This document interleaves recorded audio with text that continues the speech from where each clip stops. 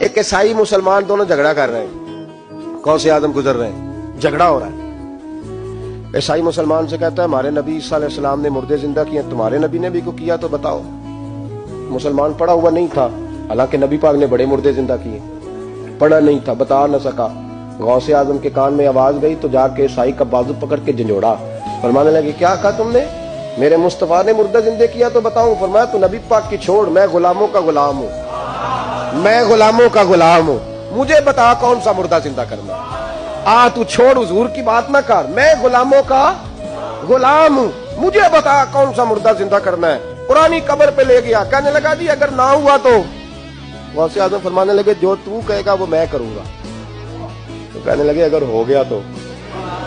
اگر تو غوث اعظم کہنے لگے نہ میرے خانقاہ پہ جھاڑو دینا، نہ میرے برتن مانجنا، نہ میرے گھر کا سودا لانا، اگر زندہ ہو گیا تو بس میرے نبی کا کلمہ پڑھ جانا، بس میرے رسول کا کلمہ پڑھ جانا۔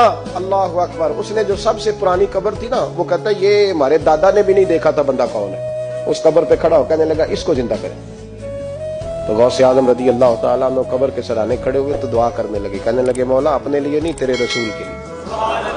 پھر فرمایا قم باذن اللہ، اٹھ اللہ کے حکم کے ساتھ۔ ایک عورت کلمہ پڑھتی ہوئی کھڑی ہو گئی اور کھڑی ہو کے اس نے پہلا جملہ کہا تو کمال کر دی، کہنے لگی میرے نصیب دیکھو میں بنی اسرائیل کی تھی، عبد القادر تیرے صدقے جاؤں، تو نے مجھے کھڑا کیا ہے تو اللہ نے مجھے مصطفیٰ کا کلمہ پڑھنے کی توفیق دے دی، تیرے قربان جاؤں عبد القادر، تیری کیا بات ہے؟